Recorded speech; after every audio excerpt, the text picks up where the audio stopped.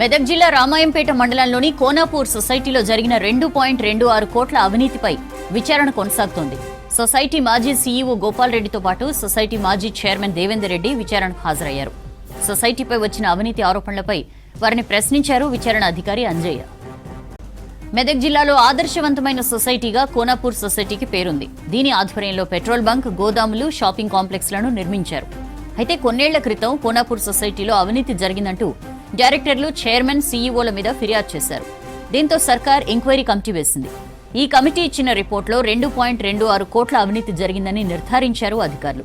కానీ ఇప్పటి వరకు అవినీతి చేసిన వారి నుండి డబ్బులు రికవరీ చేయకపోవడంతో రాష్ట్ర కోఆపరేటివ్ కమిషనర్ మళ్లీ విచారణ జరిపి నెల రోజుల్లో రిపోర్టు ఇవ్వాలని సంగారెడ్డి డీఎస్ఓ అంజయ్యను ఎంక్వైరీ అధికారిగా నియమించారు. Konapur society chairman, BRS Medak జిల్లా అధ్యక్షురాలు, మాజీ ఎమ్మెల్యే పద్మా దేవేందర్ రెడ్డి భర్త దేవేందర్ రెడ్డి కావడంతో ఈ వ్యవహారం రాజకీయ వర్గాల్లో తీవ్ర చర్చనీయాంశమైంది.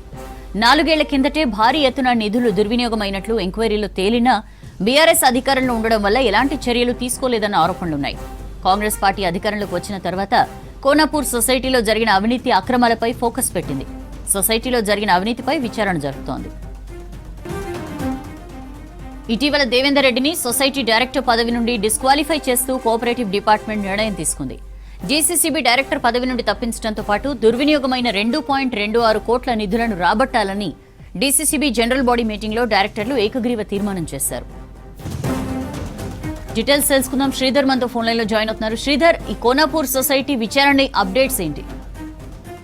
మెదక్ జిల్లా రామాయంపేట మండలంలోని కోనాపూర్ సొసైటీలో 2.26 కోట్లు అంటే అవినీతి జరిగినట్టు గతంలో అధికారులు దీనిపైన పూర్తిగా ఎంక్వైరీ చేసి నిర్ధారణ చేశారు. అయినప్పటికీ దానిపైన ఆచరణ జరగలేదు. ప్రస్తుతం దానిపైన ఎట్లాంటి చర్యలు తీసుకోలేదు.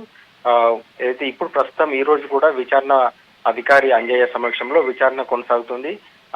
ఏదైతే ఈ అవినీతి సొమ్మును రికవరీ చేసేందుకు ప్రయత్నం చేయాలంటూ కూడా సభ్యులు డిమాండ్ చేయడం, దాంతో పాటు అధికారులకు ఫిర్యాదు చేయడంతో ప్రస్తుతం ఈ రోజు ఏదైతే సొసైటీ మాజీ సీఈఓ గోపాల్ రెడ్డి, అయితే దేవేందర్ రెడ్డి ఏదైతే బీఆర్ఎస్ జిల్లా అధ్యక్షురాలు, మాజీ ఎమ్మెల్యే పద్మ భర్త అయినటువంటి దేవేందర్ రెడ్డి కోనాపూర్ సొసైటీలో డైరెక్టర్ గా ఉన్నారు. ఆయన ప్రస్తుతం విచారణ కొనసాగుతుంది.